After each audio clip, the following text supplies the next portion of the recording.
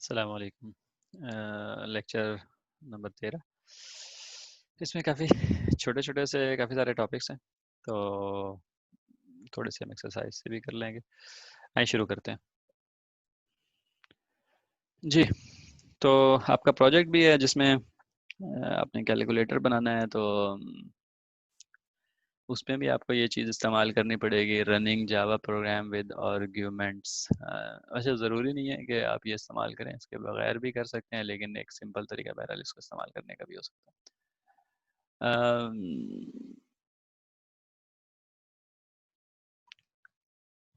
हमने यानी कि जो भी अभी असाइनमेंट वगैरह या जितने भी कोड वगैरह के वो किया है, प्रैक्टिस की है, तो हमने देखा है कि Java program always starts from main which takes a string array in argument. ऐसे ही होता है ना, ये वाली चीज़ हमने देखी है कि मेन से स्टार्ट होता है कोड हमेशा, और उसके अंदर मेन के अंदर फंक्शन का पैरामीटर एक लिखा होता है args। हमने मेरे ख्याल में अभी तक उसको इस्तेमाल नहीं किया, लेकिन बहरहाल मैंने लिखा हुआ उसको देखा है। ठीक है। अ, और जैसे सारे मेथड होते हैं, मेन मेथड भी उसी तरह ही है कि अगर तो मेथड जो भी क्या कहते हैं उनके उनके ऊपर पैरामीटर डिफाइन हो, तो वो पैरामीटर को पास करना होता है। ठीक है, ताकि वो मेथड के अंदर इस्तेमाल हो सके। तो इसी तरह जब आप मेन भी चूंकि एक फंक्शन ही है बेसिकली जिसको, लेकिन बस ये है कि ये स्टार्टिंग फंक्शन है, तो जब जावा इसको कॉल करता है, जब इसको इनिशलाइज कर स्टार्ट करता है, तो वो इसको भी इसी तरह पैरामीटर जो है वो पास करता है। वो पैरामीटर कहाँ से लेता है? वो पैरामीटर जावा, जहाँ से भी आप जावा का प्रोग्राम रन कर रहे हैं, वो जावा यूज़र से वो पैरामीटर लेता है। ठीक है, तो अगर हम उसको कमांड लाइन से रन कर रहे हैं, तो वो कमांड लाइन पे हम उसको पैरामीटर दे सकते हैं अगर देना चाहें तो। अगर हम नहीं देते हैं तो जावा उसकी एम्प्टी लिस्ट उसको दे देगा। ठीक है, और अगर हम अपने इक्लिप्स आईडीई है मिसाल के तौर पर, या कोई और आईडीई है, उससे हम उसको रन करना चाहते हैं तो वहाँ पर भी दे सकते हैं। वो हम कैसे देते हैं? इसके लिए जो है ना, हमारे लिए बेस्ट क्या होगा कि हम जो है ना डेमो कर लें, क्लास में ही लैब कर लेते हैं। ठीक है, तो आज जी, तो हम आ गए हैं अपने इक्लिप्स आईडीई के अंदर। हम यहाँ पर देखते हैं कि हम, और तो यहाँ पर मैंने क्या किया, मैंने एक क्लास बनाई है, इसका नाम है आर्गुमेंट टू मेन, और इसको इस पैकेज में itc.example.misc, यानी कि इसमें इस पैकेज के अंदर हमने ये क्लास बनाई है। तो हमने ये चेक करना है कि सबसे पहली बात है, हमें इसका इस्तेमाल देखना है कि पैरामीटर कैसे इस्तेमाल होता है। तो पहले हम यूँ करते हैं कि हम कुछ कोड लिखते हैं जो कि हमें जो है ना दिखाएगा कि ये कोड कैसे इस्तेमाल होता है। तो welcome to main to see how ARGS work.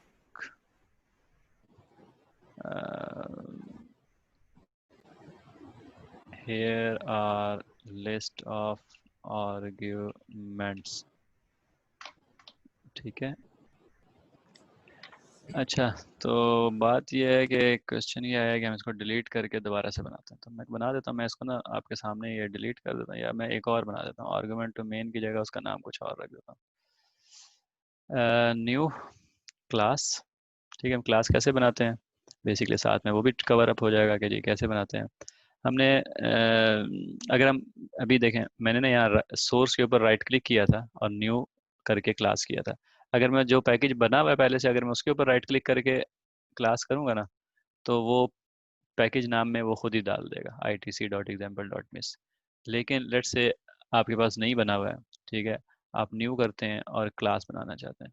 ठीक है, अब चूंकि आर्ग्यूमेंट टू मेन जो है ना, वो हमारा बना हुआ है, क्लास हमारी बनी हुई है, हम बनाते हैं आर्ग्यूमेंट टू मेन एग्जाम्पल। ठीक है, ये हमारी क्लास का नाम है। हमने कहा था कि अब हम ना क्लास जब भी बनाया करेंगे तो किसी पैकेज के अंदर बनाएंगे। ठीक है, तो आसान तो होगा एग्जाम्पल के लिए कि हम डिफ़ॉल्ट में बनाएं जैसे हम शुरू से बना रहे थे, लेकिन लेट्स लर्न इट प्रॉपरली। तो हमने कहा itc.example, इसका मतलब क्या होता है? आई टी सी एक फोल्डर है, उसके अंदर एग्जाम्पल का फोल्डर है, उसके अंदर मैंने मिसलेनियस का बनाया है। ठीक है, तो या मैं हाँ मिसलेनियस का बना देता हूँ। ठीक है, बना हुआ है बल्कि, उसके अंदर जो है मैं ये क्लास डिफाइन कर रहा हूँ। मतलब क्या है, जैसे मैंने कहा था ना, एक फोल्डर के अंदर दूसरा, बस अब सिर्फ यही है कि ये वाली जो क्लास बनेगी, या ये वाला जो हमारा प्रोग्राम, इसको हम अभी कह लेते हैं प्रोग्राम हमारा बनेगा, ये प्रोग्राम हमारा इस हायरार्की के अंदर बनेगा। हम यहाँ पर इसका मेन चेक कर देते हैं ताकि वो हमारे लिए मेन बना दे। अगर वो नहीं बनाएगा तो हमें खुद वो टाइप करना पड़ेगा। हम कर सकते हैं वैसे तो, उसमें कोई मसला नहीं है, लेकिन चले मैं खुद ही टाइप करता हूँ। इसको मैं बंद कर देता हूँ। फिनिश कर दिया हमने, ठीक है। तो ये हमारे लिए उसने, जैसे ही हमने फिनिश किया, उसने हमारे लिए एक क्लास बना दी है, ठीक है। और उसमें कुछ भी नहीं है क्योंकि हमने मेन को चेक नहीं किया था, हमने कुछ भी नहीं किया था। और उसने पैकेज का नाम लिखा हुआ है itc.example.miss। पैकेज किसको कहते हैं हम? उसके फोल्डर हायरार्की को कहते हैं कि भाई ये इस फोल्डर के अंदर ये क्लास है, ठीक है। आप चाहते हैं तो मैं आपको वो फोल्डर भी दिखा देता हूँ जहाँ पर ये क्लास बनी है, ठीक है। तो हेलो जो जावा हमारा प्रोजेक्ट का नाम है, उसके सोर्स में आईटीसी का फोल्डर बना हुआ है, आईटीसी के अंदर एग्जाम्पल का फोल्डर, एग्जाम्पल के अंदर एमआईएससी का फोल्डर, एमएससी के अंदर अभी हमने ये बनाया। पहले हमारा ये बना हुआ था जो मैंने आपको दिखाया था, अभी हमने आर्गुमेंट टू मेन एग्जाम्पल बनाया, ठीक है। तो जब ये आर्गुमेंट टू मेन एग्जाम्पल हमारा बना है, ये इसमें हमने क्या करना होता है, पब्लिक स्टैटिक वॉइड मेन, और हमने हमेशा इसमें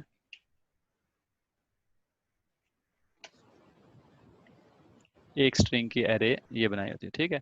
ये हमारा बेसिकली वो कोड है मेन का, जो कि जावा कॉल करेगा, ठीक है। हमारे अभी का जो लेसन है, या हमारे जो वो है, वो ये है कि हमने इस ARGS में वैल्यू कैसे आती है, या क्या आती है। तो लेट्स सी, हम इसमें यहाँ पर लिखते हैं welcome, here is the list of arguments provided, okay. ये जो लिस्ट है, फॉर ईच हम लगाते हैं क्योंकि हमारे पास एरे है। एरे को हम फॉर ईच से हम कर सकते हैं ट्रेवर्स, स्ट्रिंग आर्गुमेंट ARGS,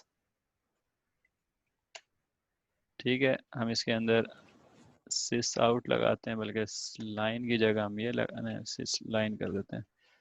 हम यूँ करते हैं कि थोड़ा सा फॉर्मेटिंग करने के लिए हम टैब लगा देते हैं। मैंने आपको ये बताया था, मुझे याद नहीं, आपको याद मुझे पता नहीं आपको याद है कि नहीं। /t का मतलब होता है कि जो आउटपुट होगा उसको एक टैब आगे कर दो, ठीक है। तो अभी आपको नज़र भी आ जाएगा। और ARG यानी कि इस लूप का, ये तो आपको होपफुली समझ में आती है कि जी ARGS के अंदर जो लिस्ट है, उस लिस्ट की हर स्ट्रिंग के लिए इसने ट्रेवर्स करना है। हर स्ट्रिंग के अंदर के लिए एक लूप चलेगा, ठीक है। और वो जो भी होगा, इसके अंदर जो भी वैल्यू होगी, वो वैल्यू यहाँ प्रिंट हो जाएगी, ठीक है, क्योंकि मैंने system dot dot dot print कर दिया। और जब वो लूप ख़त्म होगा तो वो लिख देगा फर्ज किया एंड, ठीक है। तो लेट्स सी ये क्या एग्जीक्यूट होता है। अगर अभी मैं इसके बाद कंट्रोल F11 करूँ, कंट्रोल F11 क्या करता है? एग्जीक्यूट कर देता है कोड को, ठीक है। Welcome here is the list of arguments provided and, कोई एक भी आर्गुमेंट नहीं है, ठीक है, क्योंकि हमने इसको कोई एक भी आर्गुमेंट प्रोवाइड नहीं किया। आर्गुमेंट प्रोवाइड कैसे करते हैं? 3-4 यानी कि वो प्रोसेस है जहाँ से हम उस तक पहुँच सकते हैं। सिंपल तरीका किया गया, राइट क्लिक करें इसके ऊपर, रन एज रन कॉन्फ़िगरेशन, ठीक है। रन कॉन्फ़िगरेशन, या अगर डिबग करना है तो डिबग कॉन्फ़िगरेशन। जब आप यहाँ आते हैं तो ये आपको, इसको मैं बड़ा कर देता हूँ ताकि आपको नज़र आए। ये देखें, यहाँ पर आर्गुमेंट टू मेन एग्जाम्पल दिया हुआ है, ठीक है। यहाँ उसने प्रोजेक्ट का नाम बताया हुआ है। ये आपका, यानी कि इसको हम प्रोफाइल कहते हैं कि जी ये आर्गुमेंट टू मेन एग्जाम्पल जो आपकी क्लास है उसको रन करने के लिए ये आपका सारे वो है कॉन्फ़िगरेशन है, ठीक है। लेट्स सी कॉन्फ़िगरेशन क्या क्या है इसमें। ये सेकंड चीज़ जो है क्या क्या है, वो नहीं, हम सिर्फ जो जो हमें ज़रूरत है वो देखेंगे।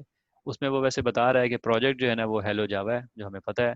और मेन क्लास यानी कि क्लास का नाम क्या है? itc.example.miss.argument to main example, ठीक है। आर्गुमेंट्स के सेक्शन में हम जाते हैं।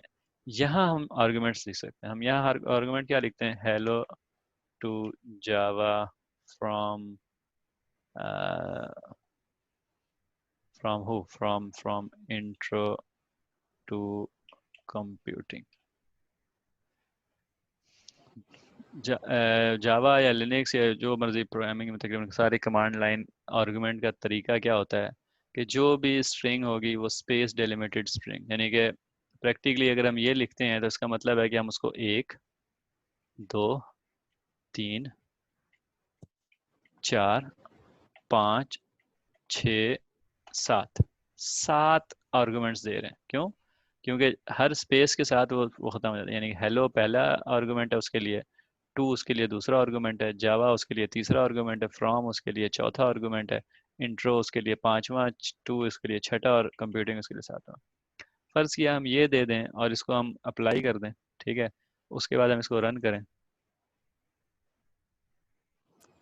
ये देखें, welcome, here is the list of argument provided, hello number 1, number 2, number 3, number 4, number 5, number 6, number 7, ठीक है। और and.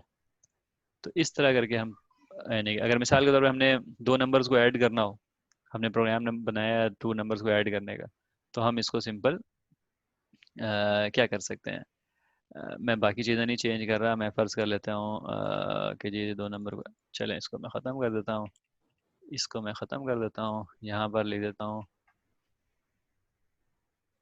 here is the result, ठीक है।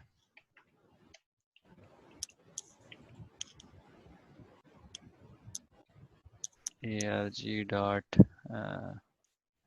हमने क्या कहा था कि स्ट्रिंग को अगर हमने बनाना हो इंटीजर तो उसको बनाने का तरीका क्या होता है, इंटीजर डॉट टू वैल्यू, नहीं, इंटीजर डॉट वैल्यू ऑफ, हाँ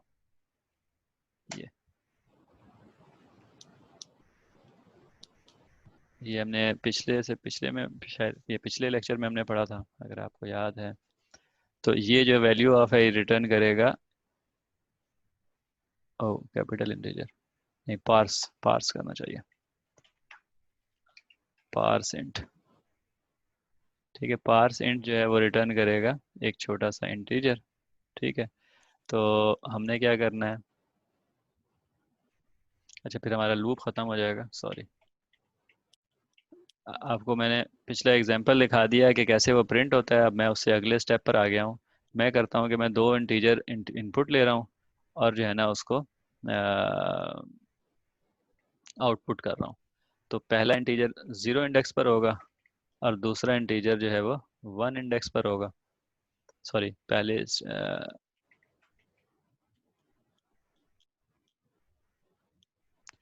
अच्छा मैंने जल्दी जल्दी लिखा है ये, लेकिन देखें क्या लिखा है मैंने।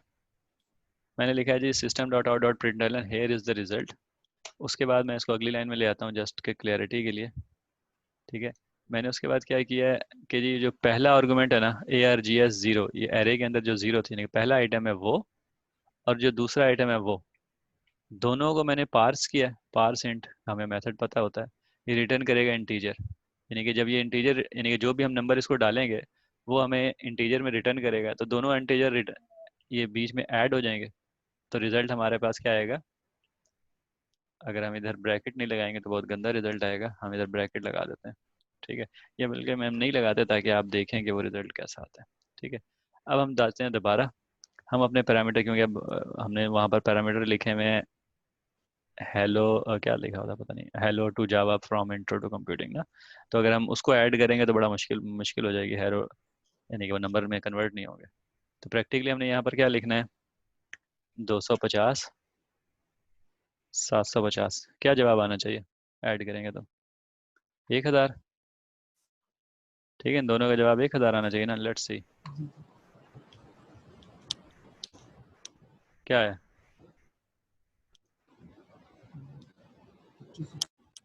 250 7, एक चीज़ तो लेकिन देख लें कि वैल्यू मिल गई हमें, 250 750 जो है वो मिल गई, ठीक है। और वो क्यों आया, अगर आपको किसी को पता लगा क्यों आया, ये हजार, सिस्टम डॉट आउट, हजार क्यों नहीं आया, नहीं ये बात नहीं है, कोई और, अनस। आर्ग्यूमेंट में लिखा हुआ है ना सही। बस फिर नहीं है। अच्छा, पढ़ें ज़रा गौर करें। हमने कहा था कि जी अगर एक ही तरह के पैरामीटर हो ना, यानी कि प्लस प्लस सारे एक तरह के हों, तो लेफ्ट से ये चलता है, ठीक है। और पहले ये और ये प्रोसेस होंगे, ठीक है। वैल्यू एक्सप्रेशन इवेल्युएट कैसे होगी, लेफ्ट से होगी। तो ये एक स्ट्रिंग है। एक स्ट्रिंग को जब आप ऐड करोगे, प्लस करोगे एक इंटीजर के साथ, तो क्या होगा? बेसिकली ये वाली string here is the result में 250 ऐड हुआ, तो बेसिकली ये स्ट्रिंग बन गई। फिर जो रिजल्ट निकला, वो रिजल्ट के बाद ये रिजल्ट था, ठीक है। इस रिजल्ट के बाद फिर प्लस का बटन था, ऑपरेटर था। तो वो उसने उसको भी कॉन्केटिनेट कर दिया। बेसिकली स्ट्रिंग के साथ जब भी आप नंबर को ऐड करेंगे, तो उसके पास तो स्ट्रिंग को तो नंबर के साथ नहीं ऐड किया जा सकता, तो उसके पास कोई और ऑप्शन नहीं है, ठीक है। वो उसको ऐड करेगा as a number, sorry as a string, concatenate कर देगा। हमने लगा दिया ब्रैकेट। ब्रैकेट का मतलब क्या होता है कि भाई पहले इसको ऐड कर, ठीक है। और जब वो इसको ऐड करेगा तो क्या होगा, क्योंकि यहाँ पर इंटीजर रिटर्न हो रहा है, इंटीजर प्लस इंटीजर क्या आएगा, एक नया इंटीजर आएगा। देखते हैं क्या आएगा। मैंने कंट्रोल एंटर किया है, सेव कर देता हूँ इसको।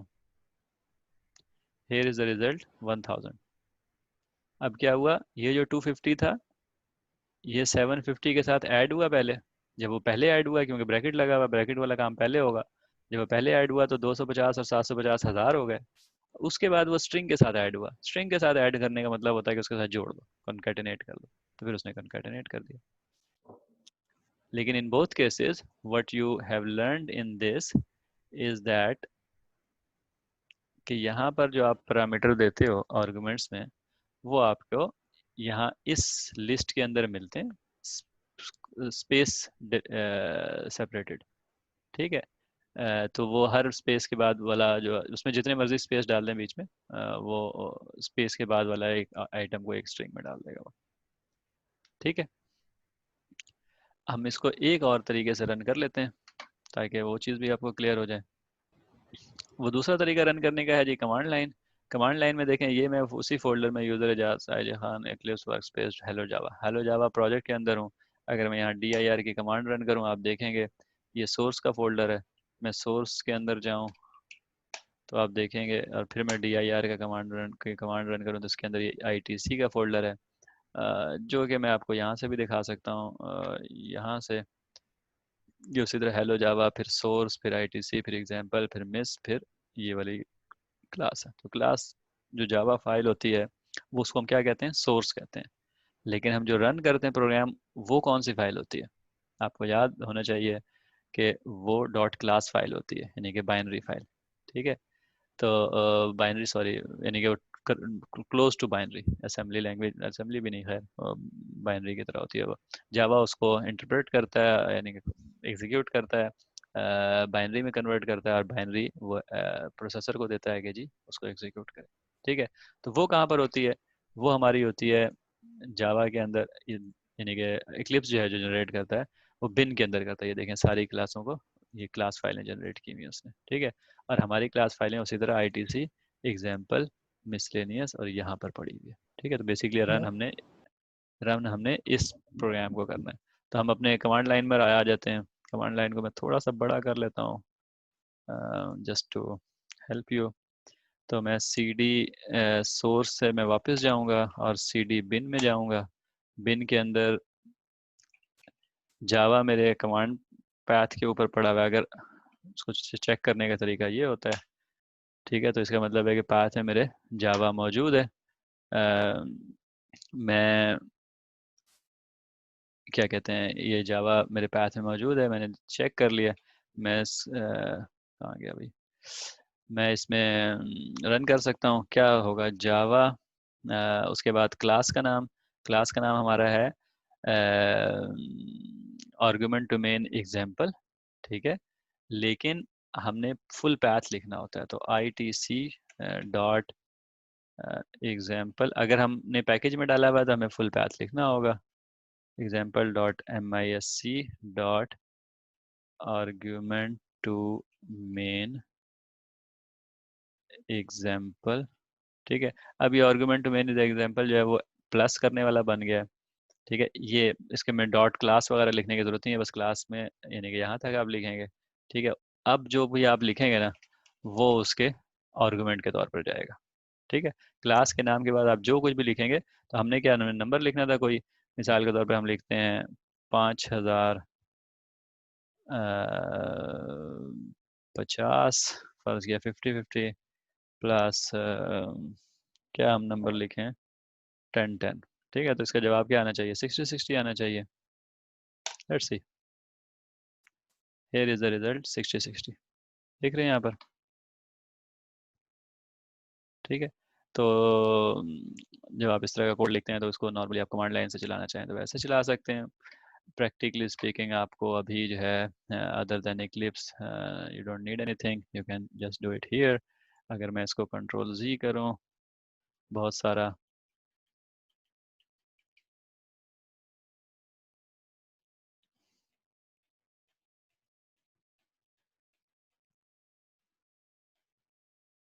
तो ये हमारा कोड जो था उधर हम दोबारा आ गया कि जी लिस्ट प्रिंट करने वाला।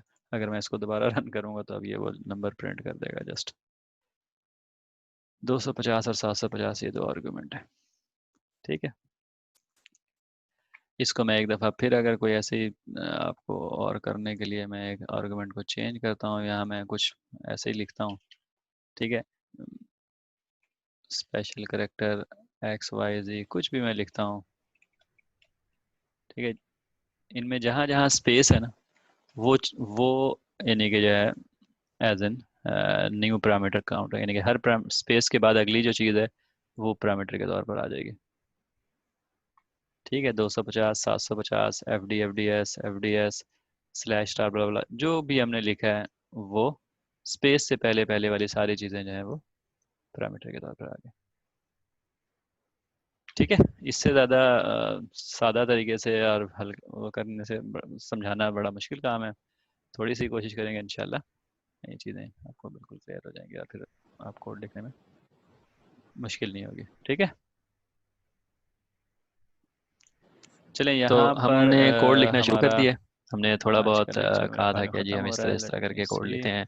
तो अम, यहाँ पर फिनिश तो हो गया उसमें हमने लेक्चर। लफ्ज़ इंडेंटेशन भी इंशाल्लाह यूज़ फिर की हम थी कि आगे इंडेंटेशन अगले लेक्चर पे करते हैं कल कोड में। चलेंगे। मकसद सिर्फ कोड को इंडेंटेशन करने का और ये सारे जो जो जो कन्वेंशंस होते हैं उनको फॉलो करने का। जैसे हमने कहा था कि हम वेरिएबल के नाम रखेंगे इस तरह एक ख़ास अंदाज में, जैसे यहाँ पर है कैमल कैमल केस जिसको कहते हैं कि जी जो पहला करेक्टर है वो छोटा होगा और उसके बाद जो है वो हर लफ्ज़ का पहला करेक्टर बड़ा होगा। ठीक है, इस तरह की चीज़ें हमने सेट की थी, ये सारी क्या रीडेबिलिटी के लिए की थी। ठीक है ना, तो उसमें जो रीडेबिलिटी का एक हमारा जो है ना इम्पोर्टेंट फैक्टर जो होता है वो इंडेंटेशन होता है। इंडेंटेशन का मतलब है कि जी आपने उसको कितना कैसे अलाइन कैसे करना है। ठीक है, तो उसका तरीका बड़ा सिंपल सा होता है जो कि कन्वेंशन के लिए फॉलो करते हैं हम कि जी टैब से, तो हम सिंगल टैब हर स्कोप के हमें पता है ना, इसको हम स्कोप कहते हैं ना करली ब्रैकेट को। तो जहाँ एक स्कोप शुरू हो रहा है और जहाँ पर वो ख़त्म हो रहा है उससे आगे हम एक टैब यानी कि उस वो जो स्कोप है वो सारा हमारा अलाइन होना चाहिए।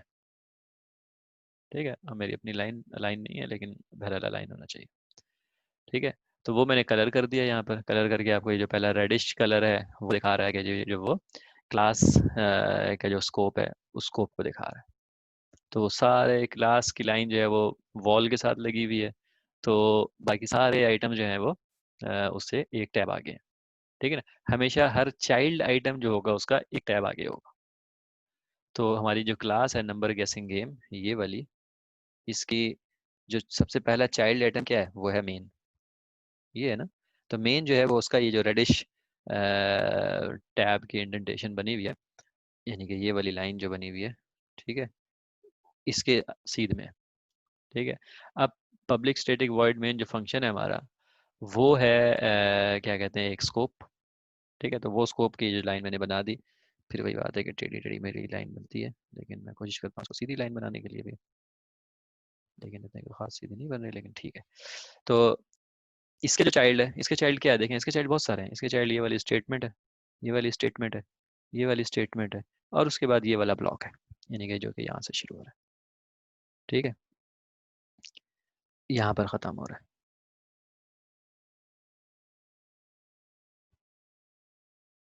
अब ये थोड़ा सा वाइल यहाँ पर आना चाहिए, ये फिर अभी भी गलती है वैसे, बाय द वे मैंने इतनी सारी चीज़ें सही की। ये यहाँ पर ये ग्रीन आएगा, ये ग्रीन आएगा, और ये थोड़ा सा अगला स्टेप। खैर हमें मकसद हमारा हासिल हो रहा है कि ये जो उसके चाइल्ड हैं वो उससे एक स्टेप आगे होंगे। फिर अगर चाइल्ड का कोई चाइल्ड है, अब ये देखें इस डू वाइल का ये अपने स्टेटमेंट्स हैं, ठीक है। मैंने यहाँ आके जो है ना इसको थोड़ा सा अपनी टैब को थोड़ा सा वो कर दिया, क्योंकि स्लाइड के अंदर बहुत ज़्यादा वो जगह नहीं थी। तो बहरहाल आप इससे अंदाज़ा आपको लगाना है कि जी हर ब्लॉक को अपने पिछले ब्लॉक से, हर नेस्टेड ब्लॉक को अपने पिछले ब्लॉक से उसने एक टैब आगे जाना होता है, ठीक है ना। तो ये हमारा एक स्टैंडर्ड यूँ कह लें कि कन्वेंशन है जावा में जो हम फॉलो करते हैं। मैंने अभी तक अपने कोड में ज़्यादातर जो है ये नेक्स्ट लाइन के ऊपर जो ब्रैकेट है इसको कीजिएगा, मैंने इसको यहाँ पर ब्रैकेट लगाए हुए थे। तो ये दो तरीके हैं, यानी कि यहाँ लगाएं या वहाँ लगाएं, दोनों सही गलत तो कुछ भी नहीं है। और देखने में आपको कौन सा अच्छा लगता है। मैं हमेशा अगर चाहिए नेक्स्ट लाइन में लगाता हूँ, लेकिन अभी समहाउ पता नहीं कैसे जो है ना मैंने ये वाला शुरू कर दिया था। और पिछले एग्जांपल्स जो मैं आपको दे रहा था तो वो वही नॉर्मली, ये खैर ये आपकी चॉइस है, नेक्स्ट लाइन में लगाएं उस लाइन में लगाएं, उससे कोई फ़र्क नहीं पड़ता। लेकिन कोड को रीडेबल होना, देख के क्लियर होना, कि जिसको देख के बंदे को समझ में आ जाए कि इसका मतलब क्या है, उसका मतलब क्या है, ये बहुत इंपॉर्टेंट है। यानी कि ये इतना इम्पोर्टेंट है, यूँ कह लें कि इसकी पाइथन अगर आप करेंगे मिसाल के तौर पर आगे, यानी कि ऑलमोस्ट इम्पॉसिबल है कि आप कभी पाइथन ना सीखें अगर आप प्रोग्रामिंग के डोमेन में हैं, इवन नहीं भी हैं तब भी आजकल तो उसमें जो है इंडेंटेशन यूज़ होती है एग्जैक्टली स्कोप बताने के लिए, उसमें ब्रैकेट्स नहीं लगाते। ये वाली ब्रैकेट उसमें एग्जिस्ट करती ही नहीं है, उसमें सिर्फ इंडेंटेशन से आप बता देते हैं कि ये उसका चाइल्ड है, यानी कि नेस्टेड स्कोप, ठीक है। तो इन एनी केस ये कोड के अंदर कोड इंडेंटेशन जो है इसका ख्याल रखेंगे। ये हमारी सारी असाइनमेंट वगैरह, अभी हमने होमवर्क जो किया था जैसे उसमें हमने वर्ड में सवाल के जवाब लिखे थे, उसकी फॉर्मेटिंग बहरहाल अलग है, वो अपनी मर्जी है। लेकिन जो आप असाइनमेंट करेंगे जावा की कोडिंग की, प्रोग्रामिंग की, वो एग्जैक्टली ये इंडेंटेशन फॉलो करनी है आपने, ठीक है। इसमें आप सारी चीज़ें देख लें, कैसे वेरिएबल के आगे इक्वल टू लिखा हुआ है, उसके आगे जीरो लिखा हुआ है, तो बीच में दोनों के स्केप स्पेस है, ठीक है। एक्सप्रेशन लिखी हुई हैं, जैसे ये एक्सप्रेशन लिखी हुई है, तो इसके दरम्यान में कैसे स्पेस है, ये आपने ऐसे ही फॉलो करना है। इफ़ की एक्सप्रेशन देख लें, ठीक है ना, उसके ब्रैकेट के साथ प्रिंसेस के साथ वेरिएबल का नाम लिखा हुआ है, वहाँ स्पेस नहीं है। उसके राइट साइड पर जो है ऑपरेटर है उसमें स्पेस है। इन चीज़ों को ऐसे ही फॉलो करना है। कोई रॉकेट साइंस नहीं है, करते जाएंगे तो प्रैक्टिस हो जाएगी, फिर आपको पता भी नहीं चलेगा, आप हमेशा कोड ऐसे ही लिखेंगे। लेकिन इस चीज़ के आपके यूँ कह लें कि जब मैं आपके असाइनमेंट वगैरह भी वैल्यूएट करूँगा तो इसके वो होंगे, पॉइंट्स होंगे।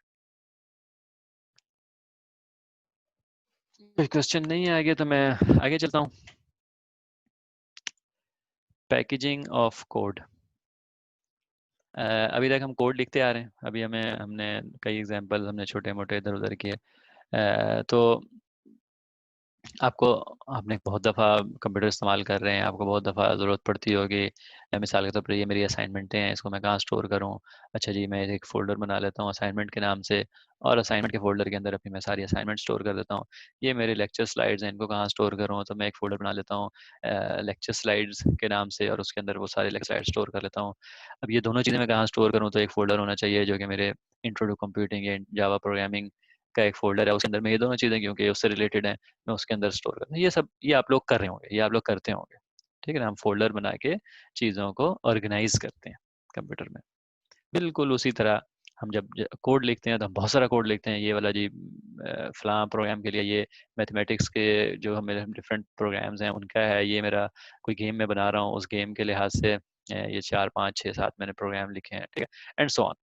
तो जैसे जो उनकी ग्रुपिंग होती है उस लिहाज से हम उनके फोल्डर क्रिएट करके उसमें रख लेते हैं। कोड के अंदर इस फोल्डर क्रिएशन प्रोसेस को, या इस फोल्डर, इनको हम पैकेजिंग कहते हैं, या इनको एग्जैक्टली हम पैकेज कहते हैं। मिसाल के तौर पर मैथ्स से रिलेटेड मेरे पास फ़र्ज़ कर लेते हैं मैं मैथ्स में बहुत ज़्यादा इंटरेस्टेड हूँ, और मैथ्स के लिहाज से मैंने कोड लिखा हुआ है कि किसी में वो फास्ट फोरियर, वो तो फिजिक्स का हो जाएगा, पता नहीं किसका होगा, बहरहाल फास्ट फोरियर ट्रांसफॉर्म कंप्यूट करना है, या कोसाइन का कोई डिफरेंट किस्म का फार्मूला कंप्यूट करने का मैंने वो लिखा हुआ है, अपना कोड लिखा हुआ है, ठीक है। तो ये सारे कोड मैं अपने मैथ के पैकेज में यानी कि मैथ के फोल्डर के अंदर मैं उसके सारे कोड को डाल दूंगा फिजिकली, और लॉजिकली भी मैं उसको मैथ के पैकेज में ग्रुप कर लूंगा। ठीक है, तो जब वो क्या कहते हैं मैथ के पैकेज में इस तरह वो ग्रुप हो जाएगा, तो क्या कहते हैं मैं उसको ढूंढने में, उसको अगर फर्ज किया यूज़ करना है कहीं पर, या जो कुछ कुछ भी करना है उसको ढूंढना है वटेवर, तो उसके लिए मुझे काफ़ी आसानी होगी। ठीक है, इसके लिए हम जो है ना एग्जांपल देख लेते हैं, हम कोड में जाके देख लेते हैं तो हमें ज़्यादा अच्छा क्लियर हो जाएगा। ठीक है जी, एक सेकेंड, आपको अच्छा आपको तो स्लाइड नज़र आ रही है, मुझे शेयरिंग स्टॉप करके दोबारा स्टार्ट करनी पड़ेगी, क्योंकि मैं आपको एक क्लिप्स दिखाना चाहता हूँ। Just a second.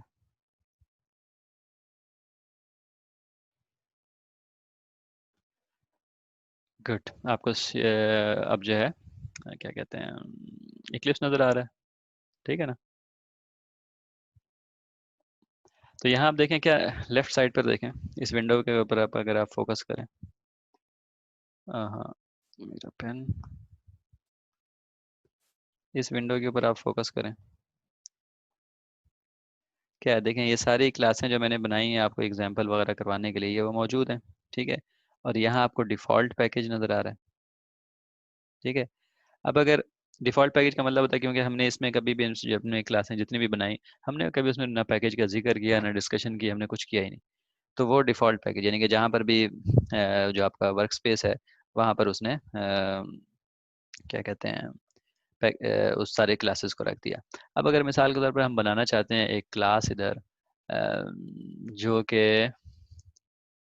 Let's see, हम एक नया अपना कोड लिखना चाहते हैं, वो कोड हम चाहते हैं कि जी हमें ट्रिग्नोमेट्री का कोई ऐसा बड़ा ज़बरदस्त किस्म का कोड लिखना है, और वो हम उसको लिखना चाहते हैं। तो ट्रिग्नोमेट्री जो है वो पार्ट ऑफ मैथमेटिक्स है।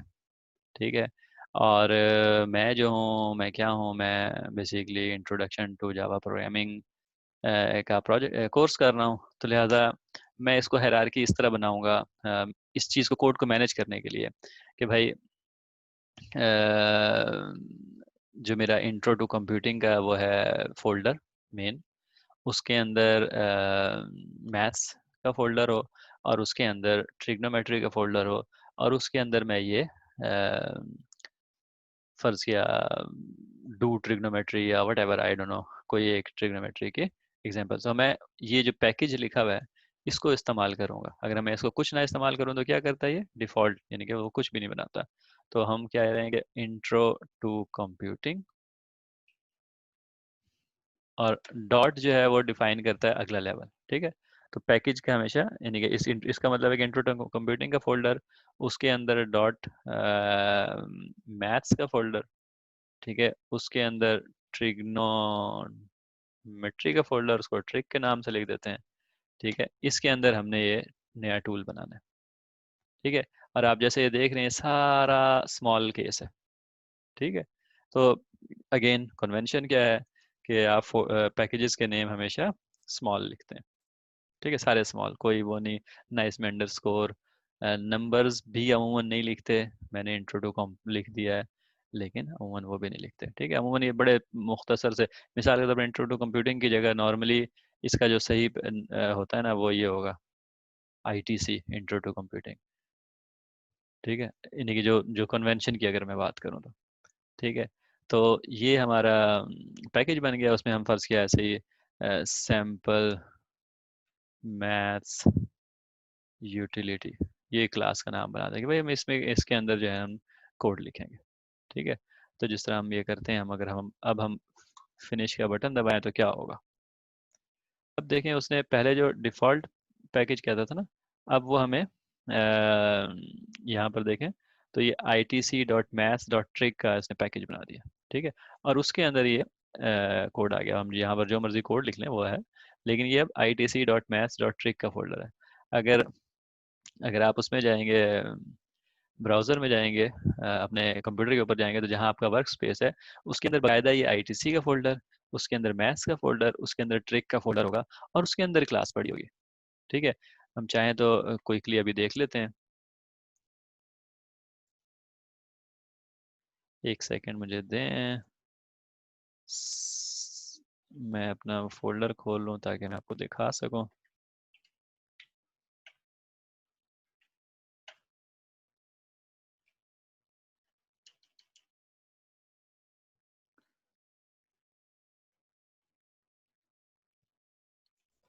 मैंने दोबारा शेयरिंग चेंज की है, देखें अब आपको विंडो नज़र आ रही है और उसमें वर्क स्पेस नज़र आ रहा है। तो ये मेरा वर्क स्पेस का फोल्डर है। आप देखें इसमें हमारा हेलो जावा का प्रोजेक्ट जो कि है, ठीक है, और उसके अंदर सोर्स का जो फोल्डर है जिसके अंदर सारा हमारा कोड होता है, मैं उसमें जाऊँगा। तो ये जो सारे कोर्स देखें, मैंने पहले पैकेज नहीं बनाया था, तो मेरे सारे जो इतनी क्लासेस थी वो ऐसी सामने पड़ी हुई है, ठीक है ना, किसी फोल्डर के अंदर नहीं, यानी कि सोर्स के अंदर, सोर्स वाले फोल्डर के अंदर सीधी पड़ी हैं। लेकिन अब जब मैंने पैकेज बनाया आईटीसी, तो यहाँ आईटीसी का फोल्डर है। आईटीसी में जाऊँ तो मैथ्स, मैथ्स के अंदर जाऊँ तो ट्रिक, ट्रिक के अंदर जाऊँ तो ये सैम्पल मैथ्स यूटिलिटी, ठीक है। तो ये हमारी इस तरह पैकेजिंग होती है, यानी कि हम मैथ्स के बाद अगर हम ट्रिग्नोमेट्री के अलावा फॉर एग्जांपल किसी और चीज़ का ज्योमेट्री या whatever x y z किसी और का लिखेंगे तो हम यहाँ बना लेंगे। अगर हम मैथ्स की जगह आईटीसी में हम इंट्रोडक्शन कंप्यूटिंग में कोई फिजिक्स का कोई कोड लिखेंगे, फिलहाल मिसाल तो हम वो यहाँ कर सकते हैं। हम किसी घर बनाने का कुछ लिखेंगे तो हम वो कुछ कर सकते हैं। और हम इस कोर्स के अलावा आईटीसी के अलावा किसी और कोर्स के लिए कुछ कोड लिखेंगे तो वो यहाँ पर हमने अफोर्ड। तो इस तरह करके हम जो हायरार्की देते हैं उससे क्या होता है कि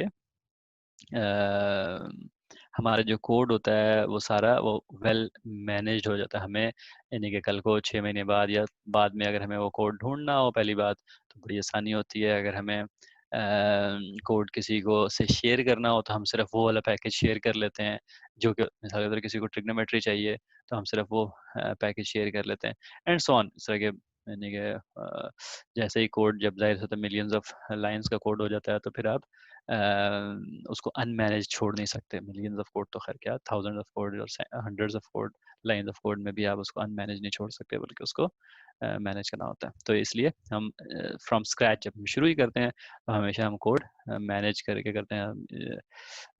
उसको एज मैनेज एज पॉसिबल हम ट्राई यानी कि करने की कोशिश करते हैं, ठीक है।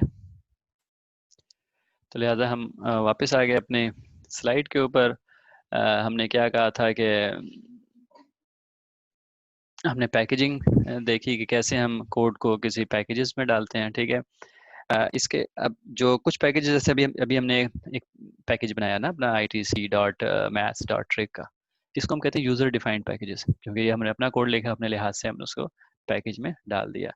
लेकिन बहुत सारे पैकेजेस जावा के अंदर सिस्टम डिफाइंड पैकेजेस होते हैं। मिसाल के तौर पर ठीक है, सिंपली वो सारा कोड जो जावा आपको यानी कि देता है कि आप उसको इस्तेमाल कर लें अपने काम के में लाने के लिए, बहुत सारे कोड जो है वो जावा के अंदर बिल्ट इन है, ताकि आपको वो चीज़ें जो कि एक दफ़ा अच्छे तरीके से हो चुकी हैं आपको दोबारा दोबारा ना करना पड़े, जिसकी वजह से आपका कोड बहुत आसान हो जाता है, आपको बहुत सारी कॉम्प्लेक्स चीज़ें नहीं करनी पड़ती और आपको सिर्फ अपने जो जो आपका बिजनेस रिक्वायरमेंट, जो करंट रिक्वायरमेंट होता है उसके लिहाज से आपको कोड लिखना पड़ता है। वो इसी वजह से होता है कि बहुत सारा कोड जावा आपको प्रोवाइड करता है। जब वो जावा वो कोड आपको कैसे प्रोवाइड करता है, वो भी इसी पैकेजेस के फॉर्म में प्रोवाइड करता है कि जी उसके जावा के सिस्टम डिफाइंड बहुत सारे पैकेजेस हैं जिनको आप यूज़ करते हैं और जिनमें से कुछ को आपने यूज़ किया हुआ भी है। वो कौन से पैकेजेस हैं? मिसाल के तौर आपने सिस्टम का पैकेज यूज़ किया था, system dot out dot println, जहाँ से आप लिखते हैं, ठीक है। मे बी आपने ऑलरेडी मैथ्स वाली अगर असाइनमेंट की है तो मैथ्स का पैकेज यूज़ किया होगा आपने, ठीक है। और इसी तरह स्कैनर का पैकेज आपने यूज़ किया है यूज़र से इनपुट लेने के लिए, ठीक है। तो ये सारे पैकेजेस जो हैं सिस्टम, यानी कि इसमें से कुछ हैं जो कि आपने यूज़ कर लिए हैं, ज़्यादा बहुत सारे आप आइंदा मुस्तकबिल में जावा के पैकेजेस को यूज़ करते जाएंगे, ठीक है। अच्छा, हमने ये तो कह लिया कि हम पैकेजेस को यूज़ करेंगे, लेकिन पैकेज को कैसे यूज़ करेंगे? अगेन शायद आपको याद होगा आपने, उप्स ये क्या हुआ, ये मेरे टैब में ही हुआ है सिर्फ। आपको शायद याद हो आपने क्या कहते हैं ये वाला कोड लिखा हुआ है कि फाइल के शुरू में आप सबसे पहला काम ये करते हैं कि उसमें जो भी पैकेज आपने लिखना इस्तेमाल करना हो उसका इंपोर्ट के बाद उसका नाम लिख देते हैं, itc.maths.trick और सेमी कॉलन, ठीक है। तो सबसे पहली लाइन जो होती है कोड के अंदर नॉर्मली वो स्टेटमेंट्स होती हैं जो कि एक के बाद एक बता रही होती है कि इस कोड के अंदर कौन कौन से पैकेज इस्तेमाल होंगे। यानी कि भाई मेरा जो कोड तो है सो है, लेकिन मेरे कोड के अलावा अगर मैं कहीं और से कोड इस्तेमाल कर रहा हूँ तो वो ये लिस्ट है। मैं वापस जा रहा हूँ, ये वाले कोड कहाँ गया यार, ये जो है, ये देखें, इसमें ये जो टॉप पे लाइन है, import java.util.scanner, यानी हमने क्या कहा था, हमने इस कोड के अंदर हमने जो कि इनपुट लेना था, इनपुट लेने के लिए हमें स्कैनर चाहिए। अब इनपुट लेना एक कॉम्प्लेक्स काम है, तो हम बेवकूफ़ होंगे अगर हम अपना कोड खुद से लिखना शुरू कर दें, क्योंकि जावा ने वो कोड लिखकर हमें दिया हुआ है। हमने सिर्फ क्या करना है कि हमें उसके पैकेज का नाम पता होना चाहिए, जो कि हमें पता है कि वो जावा के अंदर यूटिल का एक पैकेज है और उसके अंदर उस स्कैनर की क्लास है। ठीक है, तो वो हम इंपोर्ट कर लेते हैं। ठीक है, इंपोर्ट करने का मतलब क्या है कि पहली लाइन में हमने लिख दिया कि भाई आगे जब हम कोड लिखेंगे ना, तो हम कहीं पर इस स्कैनर की क्लास इस्तेमाल करेंगे। That's it. तो तो कंपाइलर जो है वो रेडी होता है और वो उस कोड को, यानी कि स्कैनर के कोड को अपने पास अवेलेबल कर लेता है। ठीक है, बड़ा सिंपल तरीका है, इंपोर्ट लिखेंगे और हम उसके बाद उसको इस्तेमाल करने का तरीका है कि हम सिर्फ इंपोर्ट करेंगे और उसका नाम, पैकेज का नाम लिख देंगे।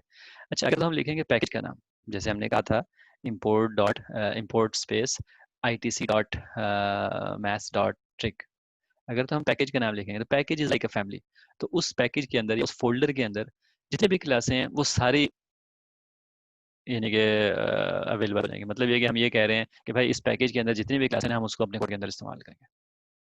ठीक है, और अगर हम इंपोर्ट कर लें इंस्टेड ऑफ पैकेज, अगर हम क्लास इंपोर्ट करें, अगर हम कहें import Java dot यूटिल dot scanner, इसका मतलब होता है यार यूटिल में हो सकता है 36 और क्लासें हों, मैं उनकी बात नहीं कर रहा, मैं सिर्फ यूटिल के अंदर जो स्कैनर की क्लास है ना मैं उसका इस्तेमाल करूँगा।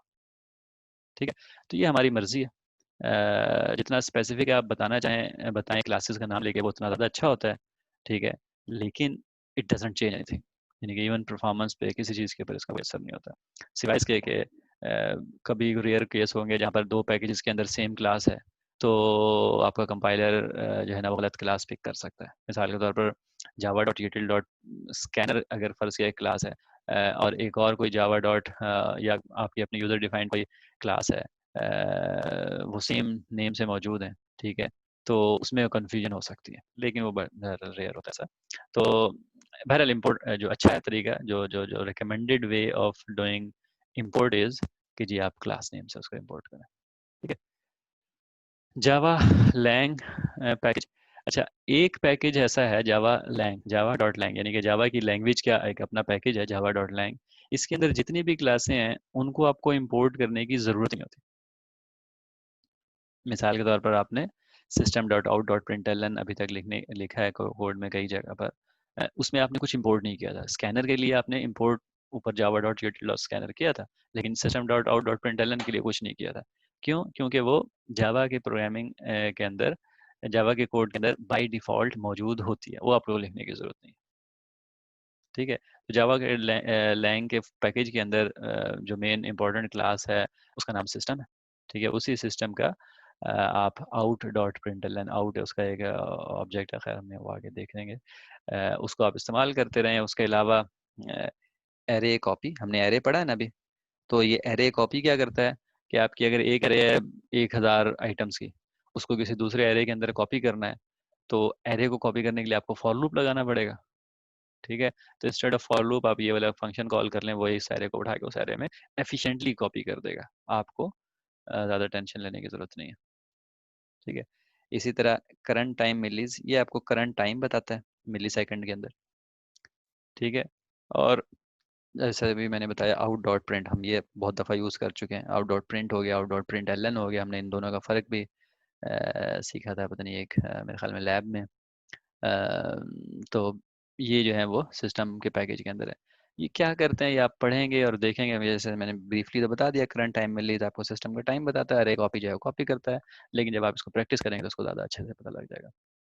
इसके अलावा एक पैकेज लैंग के अंदर मैथ की है, Java dot lang dot math, इसके अंदर बहुत सारे फंक्शन है। अगर मैं नहीं उसकी डिटेल में जाऊं तो मेरे ख्याल में घंटा शायद उसी में गुजर जाएगा, लेकिन उसके अंदर आपने अगर किसी चीज़ का स्क्वायर रूट निकालना है, किसी का स्क्वायर निकालना है, किसी का साइन कोसाइन टेंजेंट का फॉर्मूला कैलकुलेट करना है, ये क्या कहते हैं उसे, राउंड राउंड ऑफ करना है।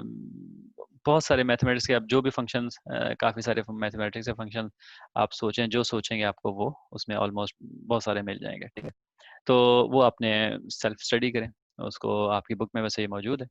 इसके पैकेज के बहुत सारे फंक्शन इसमें मौजूद हैं। और उसके अलावा एक और तरीका, मैं आपको या तो वो तरीका भी बता देता हूँ, बता देने वाला हो सकता है आपने पहले ही कर लिया हो, लेकिन जस्ट इन केस मैं दिखाता हूँ आपको। आपको इक्लिप्स की स्क्रीन नज़र आ रही है। तो किसी भी पैकेज को एक्सप्लोर करने का एक बहुत अच्छा जो सिंपल तरीका है वो ये है, java.lang। ये आपने क्या करना है, किसी को भी एक्सप्लोर करने का तरीका कि आपने लिखना है उसका नाम, डॉट लगाएंगे, इक्लिप्स आपको खुद दिखा देगा।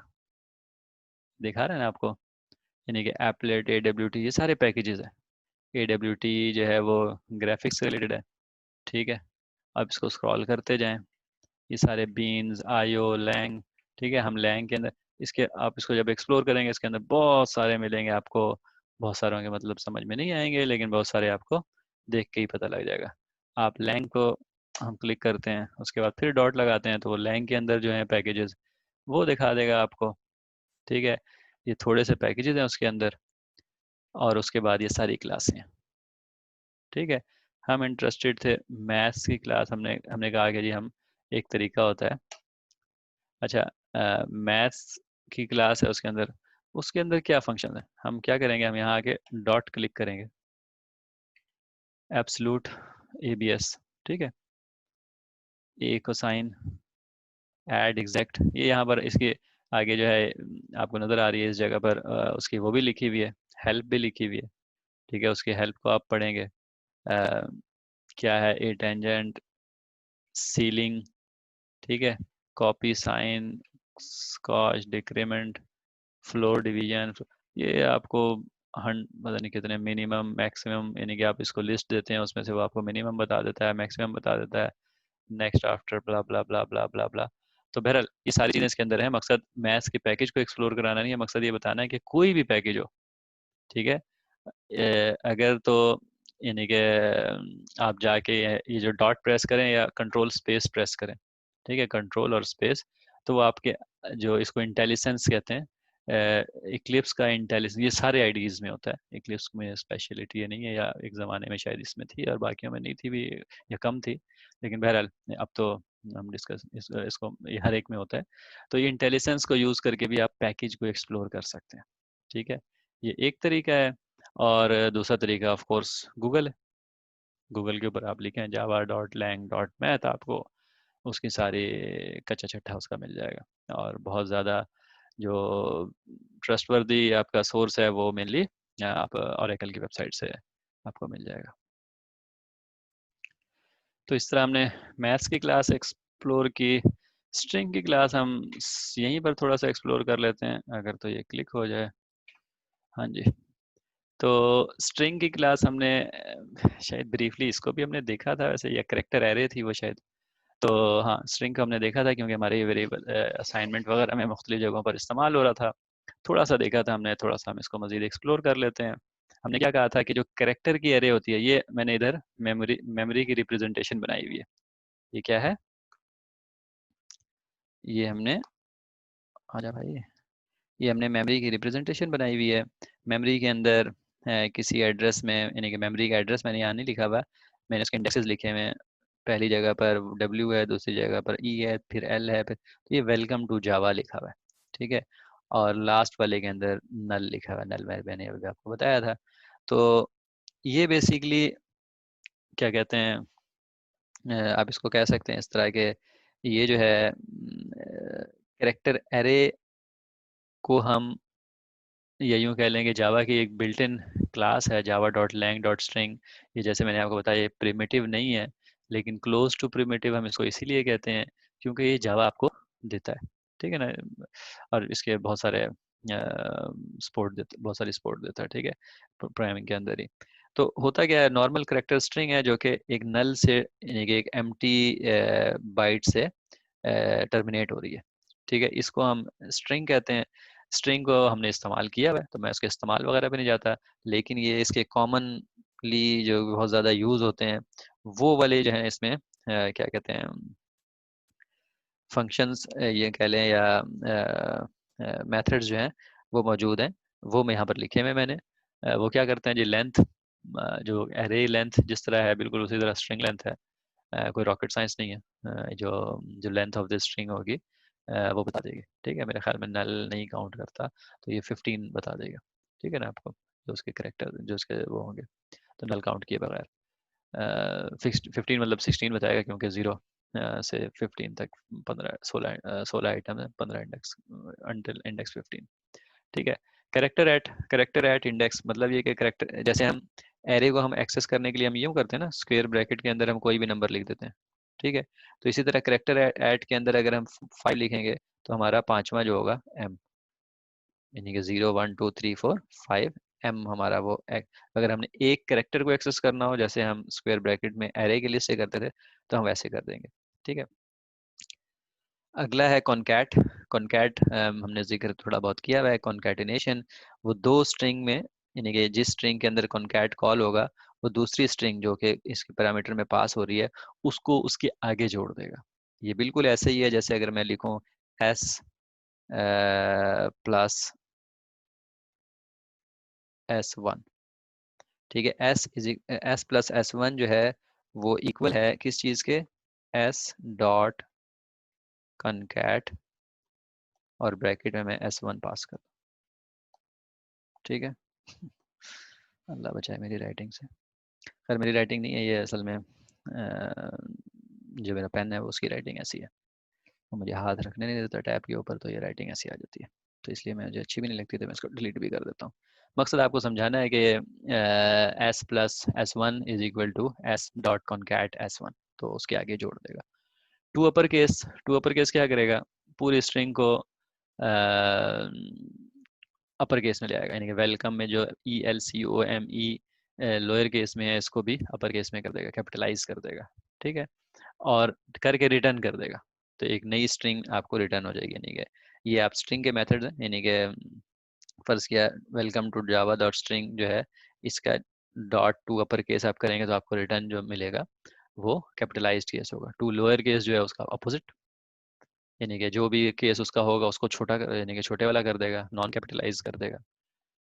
ट्रिम जो होता है, यानी कि अगर स्ट्रिंग के शुरू या बाहर, यानी कि अगर तो स्ट्रिंग हमारी ऐसी है हेलो जावा, ठीक है। अभी मैंने थोड़ी सी बेइज्जती की तो ये राइटिंग थोड़ी सी अच्छी हो गई है। तो इसके शुरू में जैसे ये स्पेस है, तो अगर ये स्पेस ऐसी स्ट्रिंग है हमारे पास तो वो उसको ट्रिम करके यहाँ पर, यानी कि इतनी स्ट्रिंग आपको वापस कर देगा। जब आप यूज़र से इनपुट ले रहे होते हैं मिसाल के तौर पर, तो आपको नहीं पता है कि जो यूज़र जो है ना वो शुरू में स्पेस डाल देगा, आपको तो स्पेस नहीं चाहिए होती, यानी कि आपने प्रोसेस करना है कि भाई फर्ज किया यूज़र को हमने कहा है कि जी कमांड लिखो, तो वो कमांड लिख रहा है ब्रिंग मी समथिंग, ठीक है। तो ब्रिंग मी समथिंग अगर लिख रहा है तो वो बी से शुरू होना चाहिए, उसकी जगह अगर वो स्पेस से शुरू हो रहा था हम उसको पहले ट्रिम कर लेंगे, ठीक है, कि ये एक्स्ट्रा जो हमारे पास अननेसेसरी डेटा है वो निकल जाए। इक्वल्स कंपैरिजन का है, जैसे हम ऐसे कंपेयर करते हैं, ठीक है, कि अगर एक स्ट्रिंग दूसरे स्ट्रिंग से बराबर होगी, डॉट इक्वल्स हम करेंगे एस डॉट इक्वल्स S1, तो S1 और S जो है ना जो एग्जैक्टली उनकी वो सेम होंगी, तो फिर क्या कहते हैं क्या होगा, रिटर्न ट्रू आएगा वरना फॉल्स आएगा। इक्वल्स इग्नोर केस जो है उसी तरह है, यानी कि इसका मतलब क्या है कि इग्नोर केस का मतलब है कि जो इक्वल्स है वो फॉल्स, उसका रिजल्ट फॉल्स आएगा अगर उनके केस डिफरेंट है तो, लेकिन इक्वल्स इग्नोर केस में ट्रू आएगा इवन उनके केस डिफरेंट है, लेकिन अगर यानी कि एक कैपिटल है और एक नॉन कैपिटल है तब भी उसका ट्रू आएगा। सिमिलरली कंपेयर टू है, कंपेयर टू लेकिन जो है ना वो ये मुझे वैसे भूल रहा है, कंपेयर टू जो है वो नेगेटिव पॉजिटिव और ज़ीरो, अगर तो बिल्कुल आइडेंटिकल है तो वो ज़ीरो रिटर्न करता है। अगर वो जैसे मिसाल के तौर पर हाँ ए को कंपेयर टू बी करेंगे, ठीक है, तो इसको वो करेगा क्या कि ए में से बी सब्ट्रैक्ट कर देगा, यानी कि इसकी जो एस की वैल्यू है इसकी एस की वैल्यू से सब्ट्रैक्ट करेगा, तो जो वैल्यू आएगी यानी कि वो पॉजिटिव, अगर वो छोटी होगी तो नेगेटिव, तो यानी कि उससे आपको असेंडिंग ऑर्डर है कि डिसेंडिंग ऑर्डर है उसका पता लग जाता है। लेकिन ये आप ज़रा चेक कर लीजिएगा, यानी कि ये मेरे ख्याल में आपकी बुक में भी लिखा हुआ है और ये वैसे भी आपको उसकी हेल्प मिल जाएगी। लेकिन ये मैंने तो बस लिख लिया था, मेरे ध्यान में था कि मुझे सारी चीज़ें पता होंगी, लेकिन ये कंपेयर टू मुझे भूला हुआ है।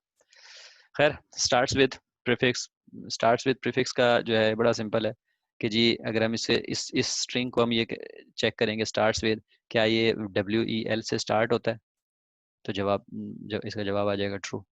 अगर हम इसको कहेंगे क्या ये TO से स्टार्ट होता है, तो इसका जवाब आ जाएगा फॉल्स। ठीक है, इसी तरह एंड्स विद कि जी किस चीज़ से एंड हो रहा है, कंपेयर करना है बेसिकली। कंटेन्स कि इस स्ट्रिंग के अंदर क्या, मिसाल के तौर पर अगर हम इसके अंदर ये ट्रू की एक स्ट्रिंग लेते हैं और S1 जो है इज इक्वल टू ट्रू है, टू, तो हम अगर करेंगे जी ये welcome to Java contains S1, तो ट्रू, क्योंकि इसके अंदर ये टू मौजूद है। ठीक है, आई डोंट रिमेम्बर कि कंटेन्स जो है वो ट्रू फॉल्स रिटर्न करेगा या इंडेक्स, मेरे ख्याल में इंडेक्स रिटर्न करेगा, यानी कि जो जो इसका इंडेक्स है, स्टार्टिंग पॉइंट जो है इसका 8 है मिसाल के तौर पर, वो रिटर्न करेगा। ये भी चीज़ चेक कर लीजिएगा आप। हाँ नहीं, शायद वो ट्रू, हाँ वो ट्रू फॉल्स रिटर्न करता है। ये अगला इंडेक्स ऑफ, जो इंडेक्स ऑफ है वो आपको अगर आप इस टू का चेक करेंगे तो वो आपको 8 रिटर्न कर देगा। और इंडेक्स ऑफ फ्रॉम इंडेक्स का मतलब है जी कि यानी कि इसको चेक करो कि ये वाला एस जो है वो उसका कौन सा इंडेक्स है, वो कहाँ से स्टार्ट हो रहा है। ठीक है, फ्रॉम इंडेक्स का में, लेकिन अगर आप फर्ज किया उसको दे देंगे 8, तो वो इसके बाद से चेक करेगा। तो फ्रॉम इंडेक्स क्या है, स्टार्टिंग पॉइंट, कि किधर से स्टार्ट करना चेक करना। ठीक है, इसी तरह लास्ट इंडेक्स जो है, लास्ट इंडेक्स ऑफ जो है वो रिवर्स ऑर्डर में इस डायरेक्शन में चेक करता है, जिस चीज़ को भी चेक कर रहा है। ठीक है, और last index of S comma from index का मतलब है कि यहाँ से आपने कोई जो भी उसको इंडेक्स का नंबर देंगे वो उसके आगे से चेक करेगा। अगर आप 12 उसको दे देंगे तो फिर वो उसके आगे से चेक करेगा। ठीक है, मिसाल के तौर पे यहाँ आप कहते हैं पहले वाले के अंदर के इंडेक्स ऑफ ओ, ओ बताओ, तो वो सबसे पहला ओ जो है वो ये वाला है, वो ये कह देगा। लेकिन अगर आप उसको कहते हैं कि जी इंडेक्स ऑफ ओ बताओ लेकिन स्टार्टिंग फ्रॉम 5, यानी कि इधर से शुरू करो, तो इधर से आगे जाएगा तो 9 नंबर पे पहला ओ है वो ये वाला कहेगा। एंड इसी तरह आप रिवर्स भी कर लें कि लास्ट इंडेक्स ऑफ वो फिर पीछे से शुरू करेगा, और जैसे अगर ए का पूछेंगे तो वो कहेगा 14। अगर आप कहेंगे जी कि ए का मुझे बताओ लेकिन 13 से आगे का बताओ, तो 13 से आगे क्या होगा, 12 पे होगा। तो रॉकेट साइंस नहीं है, सिंपल सा ही है, लेकिन हमने इसको एक्सप्लेन कर लिया ताकि ये क्योंकि स्ट्रिंग जो है हमारे हर जगह तकरीबन यूज़ होते हैं, हमारे हमारे प्रोजेक्ट में, हमारे असाइनमेंट में, हर जगह पर यूज़ होंगे, तो इनके इन फंक्शंस को आप याद रखिएगा। इन फंक्शंस की मदद से आप अच्छे प्रोग्राम लिख सकते हैं अभी भी, यानी कि बाद में तो हर लिख ही सकते हैं। कोई क्वेश्चन नहीं है तो मैं आगे चल जाता हूँ, अगर है तो मैं रुक सकता हूँ। java.lang के अंदर हमने मैथ्स का पढ़ लिया, सिस्टम का पढ़ लिया हमने, या सुन लिया, बातें कर ली, और स्ट्रिंग के बारे में हमने थोड़ा बहुत डिटेल से देख लिया। इसके अलावा java.lang में रैपर क्लासेस होती हैं सारे प्रिमिटिव्स डेटा टाइप की। प्रिमिटिव डेटा टाइप्स हमारे कौन से होते हैं, byte, long, integer, double, float, और क्या होता है, शॉर्ट। ठीक है, ये सारे होते हैं, तो इन सारों का एक कॉरेस्पॉन्डिंग क्लास बनाई हुई है। ठीक है, जैसे अभी हमने मैथ देखा था ना, हमने स्कैनर का सुना था, हमने स्कैनर की बात की थी, इसी तरह इंटीजर, फिर बंद हो गया, इंटीजर, लॉन्ग, फ्लोट, डबल और सो ऑन, ये तो सिर्फ मैंने 4 लिख लिए हैं, सारे प्रिमिटिव डेटा टाइप का तकरीबन सारे उनका यानी कि एक रिप्रेजेंटेटिव क्लास है। इनका काम क्या है, कुछ यानी कि स्पेशली इनका काम वही है कि जी जो क्योंकि आप इन प्रिमिटिव डेटा टाइप को बार बार इस्तेमाल करते हैं, तो जैसे मिसाल के तौर पर आपने इंटीजर इस्तेमाल किया, इंटीजर को डबल में कन्वर्ट करना है, फ्लोट में कन्वर्ट करना है, या आपने यूज़र से इनपुट लिया, यूज़र ने इनपुट में आपको दे दिया 2435। ठीक है, ये आपको यूज़र से जब भी आप इनपुट लेते हैं वो आपको स्ट्रिंग में इनपुट आती है। ठीक है, तो जब यूज़र से आपने इनपुट लिया और वो स्ट्रिंग में आपको आई, तो अब ये 2435 स्ट्रिंग में इसको आपने नंबर में कन्वर्ट करना है। तो इसके अंदर जैसे ये फंक्शन मौजूद है। ज़्यादातर ये दो ही आप यूज़ करेंगे, पार्स टाइप। ठीक है, पार्स टाइप का मतलब है कि पार्स इंटीजर। अगर आप इंटीजर होगा तो वो पार्स इंटीजर, इंटीजर के ऑब्जेक्ट को आप पार्स इंटीजर इस्तेमाल करेंगे।